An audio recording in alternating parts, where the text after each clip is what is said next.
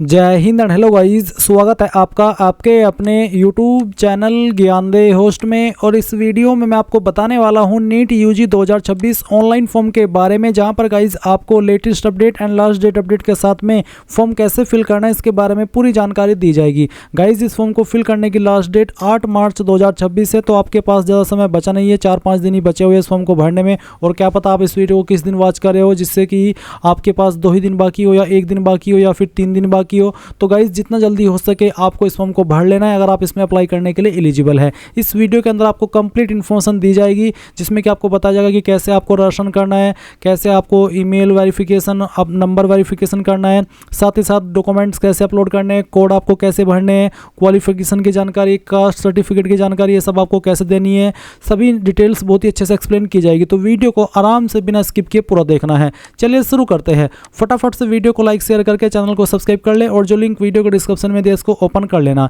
यहाँ पर आपको फीस की इन्फॉर्मेशन जानने को मिलेगी, कौन सी कैटेगरी को कितनी फीस पे करनी है, एंड एज लिमिट देखेंगे, फिर इसमें कौन से कैंडिडेट को क्या कोड भरना है या फिर कौन सा कोड किस कैंडिडेट के ऊपर एप्लीकेबल होता है, उसकी जानकारी इंग्लिश के अंदर भी दी गई है और हिंदी के अंदर भी दी गई है। तो आप यहाँ से इस इन्फॉर्मेशन को समझ लेना। और जब आप कोड वाले सेक्शन पर जाएंगे वहाँ पर भी आपको एक्सप्लेन किया जाएगा कि किसको कौन सा कोड भरना है।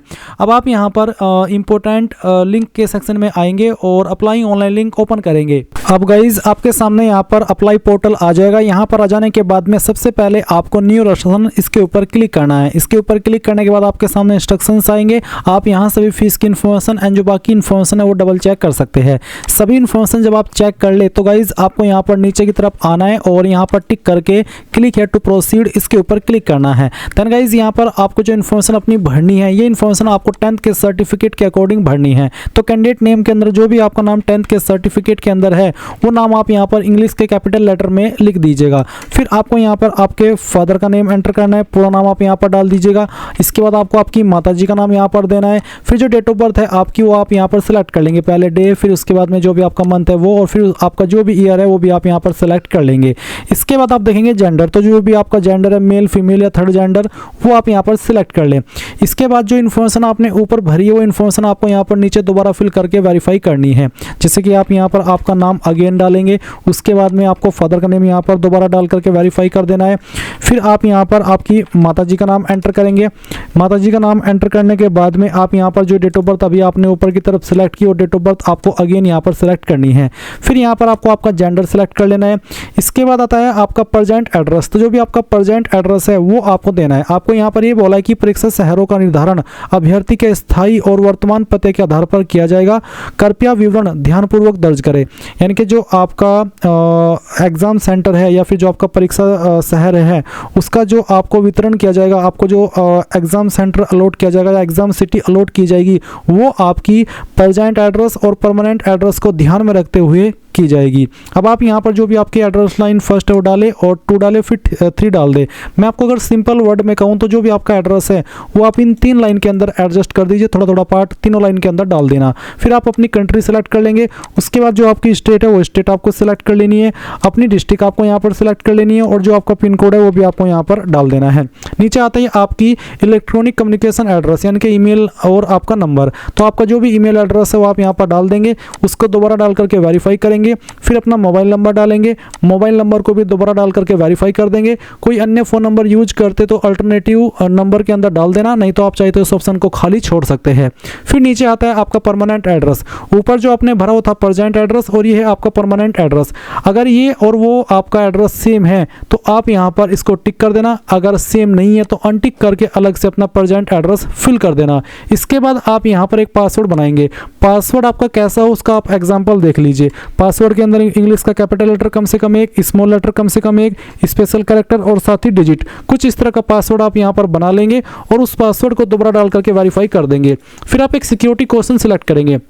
ये सिक्योरिटी क्वेश्चन आपको तब काम आता है जब आप आपका पासवर्ड भूल जाते हैं और आप उसको रिकवर करते हैं, तो उस टाइम आपको ये सिक्योरिटी क्वेश्चन सेलेक्ट करके इसका यही आंसर देना होता है जो कि अभी आप यहाँ पर अपनी मर्जी से बना रहे हैं। तो आपको यहाँ पर कोई भी क्वेश्चन सेलेक्ट करके उसका आंसर दे देना है अपनी मर्जी से और उसको याद रखना है। फिर एक कैप्चा कोड डालना और उसके बाद सबमिट के ऊपर क्लिक करना। अब गाइज आपके सामने यहाँ पर रिव्यू पेज आएगा, आप इसको क्लोज करके ऊपर की तरफ आएंगे और एक एक इन्फॉर्मेशन को डबल चेक करेंगे। जैसे कि अगर आपने पर्सनल डिटेल वेरीफाई कर ली है, अच्छे से चेक कर लिया कि यहाँ सभी जानकारी सही है जो आपने भरी थी, तो आप यहाँ पर टिक कर देंगे कि मैंने अपनी जो पर्सनल डिटेल है उनको वेरीफाई कर लिया है। फिर आप यहाँ पर आपका प्रेजेंट एड्रेस देखेंगे और उसके बाद में परमानेंट एड्रेस, और फिर यहाँ पर नीचे टिक करके इसको वेरीफाई कर देंगे। उसके बाद यहाँ पर आपको नीचे की तरफ आना है और आई एग्री के ऊपर क्लिक करके submit and send OTP to verify mobile number, इसके ऊपर क्लिक करना है। देन यहाँ से यस करना है। यस करने के बाद में आपके इस नंबर के ऊपर एक OTP सेंड किया जाएगा, जो भी आपने यहाँ पर रजिस्टर किया वो OTP आप यहाँ पर डालिए और सबमिट राशन फॉर्म, इसके ऊपर क्लिक कीजिए। इसके बाद में आप यहाँ पर देखेंगे कि जो आपका राशन का प्रोसेस है वो कंप्लीट हो चुका है। गाइज आगे बढ़ने से पहले आपको आपकी ईमेल आईडी वेरीफाई करनी है, तो इसके लिए आपको यहाँ पर लेफ्ट साइड में वेरीफाई ईमेल आईडी, इसके ऊपर क्लिक करना है। देन यहाँ पर जो कैप्चा कोड आपकी डिस्प्ले के ऊपर आए वो कैप्चा कोड आपको यहाँ पर एंटर करना है। जो भी कैप्चा कोड, ये कुछ भी आ सकता है, वो आप यहाँ पर डाल दीजिएगा और इसको डालने के बाद में आप यहाँ पर सबमिट एंड गेट OTP, इसके ऊपर क्लिक करना। देन गाइज आपकी इस ईमेल आईडी के ऊपर जो भी आपने रजिस्टर किया है एक OTP सेंड किया जाएगा, ऐसे ही जैसे कि आपको नंबर के ऊपर आया था। तो जो भी OTP आपको यहाँ पर मिला है वो OTP आप यहाँ पर डालेंगे और उसके बाद में आपको यहाँ पर वेरीफाई, इसके ऊपर क्लिक करना है। देख लीजिए OTP वेरीफाई हो चुका है। अब आप यहाँ से ओके कर दीजिए। ओके करने के बाद में आपको यहाँ पर फिलअप एप्लीकेशन फॉर्म, इसके ऊपर क्लिक करना है। देन गाइज यहाँ पर आपको पर्सनल डिटेल के सेक्शन पर क्लिक करना है। इसमें कुछ जानकारी आपकी भरी हुई है और कुछ जानकारी अभी आपको यहाँ पर भरनी है। जैसे कि नेशनलिटी आपको यहाँ पर सेलेक्ट कर लेना है, आप इंडियन हो या ओवरसीज सिटीजन ऑफ इंडिया हो, फॉरेन अदर देन OCI, या फिर नॉन रेसिडेंट इंडियन यानी कि NRI, जो भी आपकी सिटीजनशिप है वो आप यहाँ पर सिलेक्ट कर लें। फिर आपसे पूछे कि केंद्र या फिर राज्य शासित प्रदेश जहाँ से आपने 12वीं या उसके बराबर की क्वालिफिकेशन कंप्लीट की है या फिर आप कर रहे हैं, वो आपको बताना है। स्टेट, जिस स्टेट से आपने आपकी 12वीं पास की है या फिर आप 12वीं कर रहे हैं। इसके बाद में आपको आपकी कास्ट कैटेगरी सेलेक्ट करनी है, जैसे कि general, EWS, OBC, NCL, central list, और आप OBC सेंट्रल वाले होने चाहिए। और जैसे कि आपकी कैटेगरी अगर OBC NCL है तो आप इसको सेलेक्ट करेंगे। फिर यहाँ पर आपसे पूछा है कि आप दोबारा से कैटेगरी सेलेक्ट करके वेरीफाई कीजिए और उसके बाद में आपसे कहा है कि क्या आपके पास किसी अधिकृत सरकारी कार्यालय द्वारा जारी किया गया मान्य श्रेणी प्रमाण पत्र है, यानी कि क्या आपके पास कास्ट सर्टिफिकेट है। अगर हाँ तो यस करेंगे, अगर नहीं तो आपको बोलना है कि no I have applied but awaiting this certificate, यानी कि मैंने अप्लाई कर दिया है और फिर आपको अप्लाई करना भी होगा। ऐसा नहीं है कि आप यहाँ पर इसको बोल करके अप्लाई ना करें, आपको अप्लाई करने के साथ में उसकी डिटेल्स भी देनी होगी। बट अगर आपके पास ऑलरेडी कास्ट सर्टिफिकेट अवेलेबल है तो यस करके आपको यहाँ पर आपका जो कैटेगरी सर्टिफिकेट ID नंबर है वो देना है। गाइज अभी जो आप वीडियो में देख पा रहे हैं ये एक सेंट्रल का कास्ट सर्टिफिकेट है जो कि OBC के लिए ही है, और कुछ इसी तरह का आपका कास्ट सर्टिफिकेट रहेगा अगर आप उसको बनवाएंगे या फिर आपने बनवा लिया है। अब इसमें कहाँ से आपको क्या जानकारी भरनी है वो आप जान लीजिए। जैसे कि यहाँ पर मैंने बोला आपको यहाँ पर देना है श्रेणी प्रमाण पत्र ID संख्या, या फिर कह लीजिए कि कैटेगरी सर्टिफिकेट ID नंबर। तो ये कैटेगरी सर्टिफिकेट ID नंबर कहाँ होता है, तो गाइज जो प्रमाण पत्र क्रमांक के सामने नंबर होगा वो नंबर आप यहाँ पर फिल कर देंगे आपके कैटेगरी सर्टिफिकेट ID नंबर के अंदर। उसके बाद में श्रेणी प्रमाण पत्र जारी करने की तिथि, अभी तिथि आपको यहाँ पर जारी दिनांक के सामने देखने को मिल जाएगी, तो वो आप यहाँ पर डेट डाल दीजिएगा। उसके बाद श्रेणी प्रमाण पत्र जारी करने की तिथि के नीचे है श्रेणी प्रमाण पत्र जारी करने वाले प्राधिकारी का नाम, यानी कि कौन सी पोस्ट के अधिकारी ने इसको जारी किया है। अब ये सर्टिफिकेट में कहाँ मेंशन है वो भी देख लीजिए। आप यहाँ पर नीचे की तरफ आएंगे और देखेंगे सक्षम अधिकारी के बाद में स्लैश करके लिखा है तहसीलदार। आपको आपका सर्टिफिकेट देखना है और सक्षम अधिकारी के बाद में देखना है कि कौन सी पोस्ट को लिखा गया है। ये सर्टिफिकेट ऐसा नहीं कि हर जगह से तहसीलदार ही जारी करता है, कहीं पर DM, कहीं पर CO, कहीं पर SDM, इन सभी पोस्ट के द्वारा जारी किया जाता है। तो आपको आपका सर्टिफिकेट देखना है और सक्षम अधिकारी के बाद में कौन सी पोस्ट लिखी है वही पोस्ट आपको फिर यहाँ पर इसमें लिखनी होगी। और उसके बाद आप यहाँ पर नीचे देखेंगे आपके सामने एक सवाल है कि क्या आपको मधुमेह है, अगर है तो यस, नहीं तो आप नो कर देंगे। फिर आपको बताना निवास की जगह है, तो अर्बन यानी कि शहरी क्षेत्र में आप रहते हो या फिर ग्रामीण क्षेत्र में, जहाँ पर भी रहते हैं वही आप सेलेक्ट कर लेना। फिर आपकी वार्षिक पारिवारिक आय कितनी है, 1 लाख से 2 लाख, 2 से 3, 3 से 4, 4 से 5, जो भी है वो आप यहाँ पर सिलेक्ट कर लीजिएगा। उसके बाद में आपसे पूछेगी कि आप माइनॉरिटी कम्युनिटी से बिलोंग करते हो, अगर हाँ तो यस, नहीं तो आप नो करेंगे। यस करने पर आपको बताना हो कि आपकी माइनॉरिटी कम्युनिटी कौन सी है। और इसके बाद देखेंगे निवास देश, तो कौन से देश में रहते हैं वो देश आपको यहाँ पर अगेन सेलेक्ट करना है। उसके बाद में आपको बताना है आपने प्रिपरेशन क्या कैसे की है इस एग्जाम की, self study, coaching, online coaching, tuition या फिर अदर, जो भी एक माध्यम है आप यहाँ पर सिलेक्ट कर लीजिएगा। फिर पूछा कि आप नीट यूजी 2026 की परीक्षा में पारंपरिक पोशाक पहनकर उपस्थित होना चाहते हैं, यानी कि you intend to wear traditional dress while appearing. अगर हाँ तो आपको यस कर देना है, अगर नहीं तो आप नो कर सकते हैं। ये फुल्ली आपकी चॉइस के ऊपर डिपेंड करता है। इसमें चाहे आप यस करें चाहे नो करें, आपके फॉर्म के ऊपर कोई निगेटिव प्रभाव नहीं पड़ेगा, बस ये आपकी ओपिनियन ली जा रही है, तो आपको यहाँ पर अपनी मर्जी से यस नो कर देना है। उसके बाद में आप ये कैप्चा कोड डालेंगे और सेव एंड नेक्स्ट के ऊपर क्लिक करेंगे। अब आपके सामने यहाँ पर विकलांगता विवरण यानी कि डिसेबिलिटी डिटेल्स मांगी है, तो आपको यहाँ पर ये पढ़ना है और आपको बताना है कि क्या आप डिसेबल कैंडिडेट है, अगर है तो यस, नहीं तो आपको नो करना है। इसके बाद ये कैप्चा कोड आपके डिस्प्ले के ऊपर जो भी आए वो आप यहाँ पर डाल देंगे और इसको डालने के बाद में आपको यहाँ पर सबमिट एंड नेक्स्ट के ऊपर क्लिक करके यहाँ से यस कर देना है। देन यहाँ पर आपसे आधार डिटेल के बारे में जानकारी ली जा रही है, तो आप यहाँ पर देखेंगे मैं स्वेच्छा से अपने आधार नंबर को साझा करने के लिए सहमत हूँ और मुझे पता है कि इसका उपयोग आधार कार्ड में जो वेबसाइट आधार कार्ड की वहाँ पर जो डिटेल है वहाँ से फैच की जाएगी, कुछ इस तरह से आपको बोला गया है, तो आप यहाँ पर इसको टिक कर देना। फिर आप यहाँ पर अपना आधार नंबर डालिएगा और आधार नंबर को दोबारा डाल करके वेरीफाई कीजिएगा। ये कैप्चा कोड डालेगा और जैसे आप सबमिट करेंगे तो आधार की वेबसाइट के ऊपर एक OTP सेंड किया जाएगा, यानी कि आपको जो आपका नंबर है रजिस्टर है आधार के साथ में उसके ऊपर एक OTP सेंड किया जाएगा। जब वो आप OTP यहाँ पर डाल देंगे तो आप आगे बढ़ पाएंगे। अगर आपको इसमें कोई इशू है, आपके पास आधार नहीं है या फिर आप इन्फॉर्मेशन नहीं देना चाहते या फिर आपकी इन्फॉर्मेशन वहाँ पर कुछ और है और यहाँ पर आप कुछ और भर रहे हैं, तो आप दूसरे माध्यम भी सिलेक्ट कर सकते हैं इसमें अपनी आइडेंटिटी को वेरीफाई करने के लिए। इसके लिए आपके पास यहाँ पर नीचे एक ऑप्शन है, यदि आपके पास आधार नहीं है तो अन्य पहचान विकल्प चुनने के लिए आपको क्लिक हियर के ऊपर क्लिक करना होगा। इसके बाद यहाँ पर आपको इसमें से कोई एक अन्य ID सेलेक्ट कर लेनी है। आप डिजिलॉकर के माध्यम से भी अपनी पहचान पर दे सकते हैं, पासपोर्ट के माध्यम से, पैन कार्ड के माध्यम से, या फिर कोई भी ऐसी ID जिसके ऊपर गवर्नमेंट की ID और फोटो लगा हुआ हो, तो कोई भी एक माध्यम आप यहाँ पर सेलेक्ट कर लीजिए। जैसे कि अगर आप पैन कार्ड सेलेक्ट करते हैं तो आपको यहाँ पर पैन कार्ड का नंबर देना होगा, उस नंबर को दोबारा डाल करके वेरीफाई करना और कैप्चा कोड डाल करके सबमिट एंड नेक्स्ट इसके ऊपर क्लिक करना होगा। अब आपसे यहाँ पर पूछा कि क्या आपके पास अपार ID है, अगर आपके पास है तो आप यस करेंगे, नहीं है तो नो करेंगे। अभी अपार ID क्या होती है, अगर आप यूट्यूब के ऊपर जाएंगे और उसमें सर्च करेंगे अपार ID तो आपको पता चल जाएगा, पूरा प्रोसेस अलग होता है, बट ये कंपलसरी नहीं है। अगर है तो यस करके आप यहाँ पर उसकी डिटेल्स देंगे, और अगर आप ये है कि मैं भले ही कंपलसरी ना हो अपनी अपार ID बना करके उसको दे करके आगे बढ़ूँ, तो आप वो भी कर सकते हैं। यहीं पर फॉर्म को छोड़ दीजिए और लॉगिन करके यहीं से फॉर्म स्टार्ट होगा, क्योंकि आप अपनी डिटेल्स पीछे से फिल करते हुए आ रहे हैं और उसको सेव भी करते हुए आ रहे हैं। तो अगर आपको नहीं लेना है किसी तरह का रिस्क, आप अपार ID के बारे में इन्फॉर्मेशन लेकर के कैसे अपार ID बनती है वो जानने के बाद में आप यहाँ पर यस करके सबमिट करना और फिर उसकी इन्फॉर्मेशन दे दीजिएगा। अगर आपको इतना फालतू का झंझट में नहीं पड़ना है क्योंकि ये कंपलसरी नहीं है, तो आप यहाँ पर नो कर दीजिए और नो करने के बाद सबमिट करके यहाँ से ओके कर दीजिए। अब यहाँ पर आते हैं परीक्षा के लिए चयन करें, सिलेक्ट फॉर एग्जाम। तो गाइज यहाँ पर आपको क्वेश्चन पेपर का जो मीडियम हो सिलेक्ट करना है, और गाइज यहाँ पर आपको ये बोला कि यदि आप किसी क्षेत्रीय भाषा का चयन करना चाहते हैं तो आपका स्थायी या वर्तमान पता उसी राज्य का होना चाहिए। यानी कि अगर मान लीजिए आपको कोई लोकल लैंग्वेज सिलेक्ट करनी है, तो जो आपका स्थायी पता है या फिर आपका जो वर्तमान पता है उसी स्टेट का हो तभी आप उसको सिलेक्ट कर सकते हैं। जैसे कि यहाँ पर मैंने यूपी सेलेक्ट किया था, तो यूपी में यहाँ पर 3 लैंग्वेज का ऑप्शन दिया, जैसे कि इंग्लिश, हिंदी, उर्दू। और अगर आप ऐसा है कि मान लीजिए तमिल लैंग्वेज चाहते हैं या फिर मराठी लैंग्वेज चाहते हैं, तो फिर आपको वहीं का निवासी होना चाहिए, तभी आपको यहाँ पर मराठी लैंग्वेज ऑप्शन में देखने को मिलेगी। तो ये चीज़ आपको समझ में आ गई। अब यहाँ पर आपको क्वेश्चन पेपर का मीडियम सेलेक्ट करना है, तो जिस भी लैंग्वेज में चाहते हो ये आप सेलेक्ट कर ले। फिर यहाँ पर आपको एग्जाम स्टेट की चॉइस देनी है। पहले तो आप स्टेट की चॉइस देंगे, उसके बाद में किस सिटी को आप यहाँ पर देना चाहते हैं वो आप यहाँ पर सेलेक्ट कर लीजिए। सेकंड चॉइस देंगे स्टेट की, फिर सिटी को आप यहाँ पर सेलेक्ट कर लेंगे, और उसके बाद में आपको यहाँ पर थर्ड चॉइस भी देनी है स्टेट की, और उसके बाद में सिटी को सिलेक्ट कर लेना है। देन यहाँ पर आपसे पूछा है कि पिता अभिभावक का व्यवसाय यानी कि वो क्या करते हैं, तो कोई भी एक यहाँ पर माध्यम सेलेक्ट कर लीजिए जो भी वो करते हैं। अगर वो सेल्फ एम्प्लॉयमेंट है तो आप ये भी सिलेक्ट कर सकते हैं, या फिर प्राइवेट सर्विस है तो वो भी आप सिलेक्ट कर सकते हैं। उसके बाद में उनकी क्वालिफिकेशन कितनी है वो आप सिलेक्ट कर लेंगे।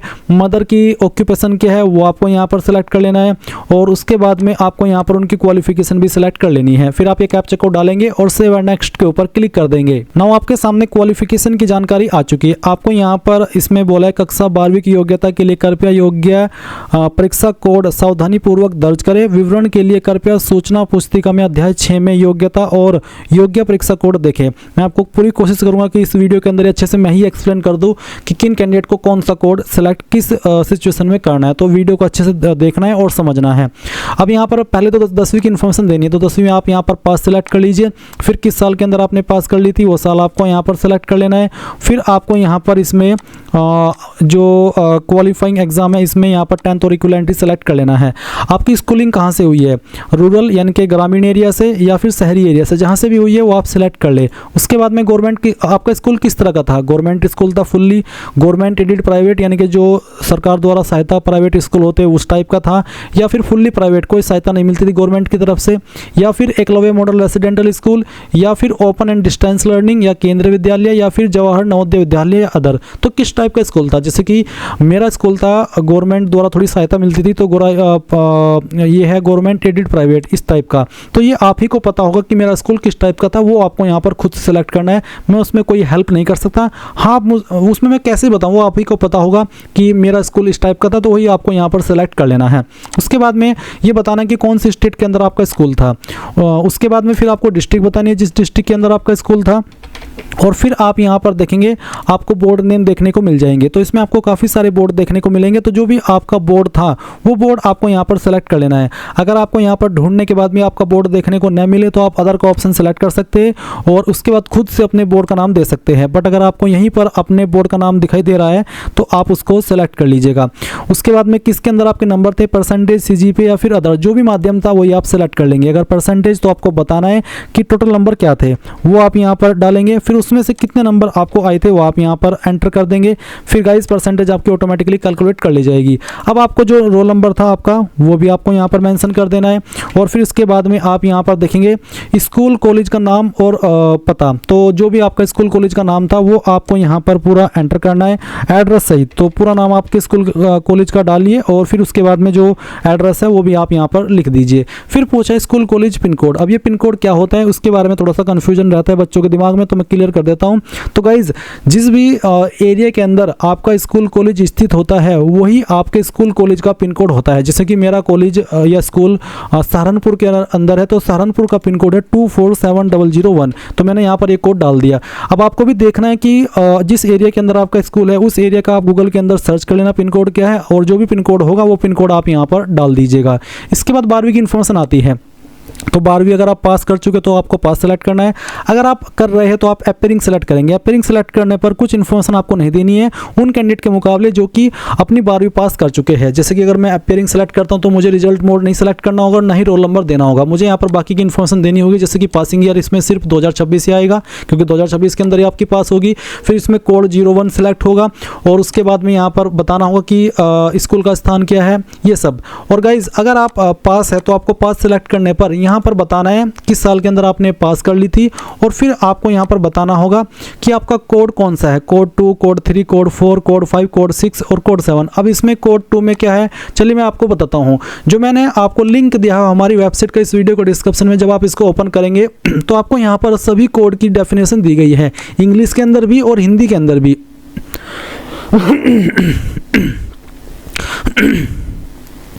तो यहाँ पर गाइज जो कोड 2 है इसमें बोला है कि दी हायर या फिर सीनियर सेकेंडरी एग्जामिनेशन और the Indian school certificate examination which is equivalent to 10+2 higher या फिर senior secondary examination after a period of 12 year study the last 2 year of such study comprising of physics, chemistry, biology या फिर biotechnology which shall include practical test in these subject. Basically है कि जो भी आपकी 12वीं है वो आपने इन सब्जेक्ट के साथ में पास की जो यहाँ पर मेंशन किए गए हैं। और जैसे कि अगर मैं यहाँ पर कोड 2 को हिंदी के अंदर आपको एक्सप्लेन करके बताऊं तो आप देख सकते हैं उम्मीदवार जो उच्च वरिष्ठ माध्यमिक परीक्षा या Indian school certificate examination ICSE से पढ़ रहे हैं जो कक्षा 12वीं की परीक्षा के बराबर होता है और 12 साल के अध्ययन की अवधि के बाद आता है, उन्हें इस कोड का चयन करना होगा। इसमें यहाँ पर थोड़ा सा और डिटेल दी गई, जैसे कि national council of education research and training यानी कि NCERT के अनुसार इस अध्ययन के अंतिम 2 वर्षों में विज्ञान के विषय जैसे भौतिकी, रसायन विज्ञान, जीव विज्ञान, जैव प्रौद्योगिकी और गणित या अंग्रेजी के साथ कोई अन्य वैकल्पिक विषय शामिल होना चाहिए। जिन उम्मीदवारों ने वर्ष 2023 या फिर कह लीजिए 2024 या 2025 उससे पहले कक्षा 12वीं पास कर ली है और कक्षा 12 के पूरा होने के बाद कोई अन्य पाठ्यक्रम नहीं किया है, उन्हें इस कोड का चयन करना होगा। तो ये चीज़ आपको समझ में आ गई। कोड 3 कौन लोग सेलेक्ट करेंगे? कोड 3 करेंगे जिन उम्मीदवारों ने भारतीय विश्वविद्यालय बोर्ड या अन्य मान्यता प्राप्त निकाय से विज्ञान में अपनी इंटरमीडिएट या प्री डिग्री परीक्षा को सफलतापूर्वक पूरा कर लिया है। अनिवार्य विषय के रूप में भौतिक विज्ञान, रसायन विज्ञान, जीव विज्ञान या जैव प्रौद्योगिकी और अंग्रेजी से पूरा किया है, उन्हें इस कोड को चुनना होगा। पाठ्यक्रम में विज्ञान विषयों की प्रायोगिक परीक्षा होनी चाहिए।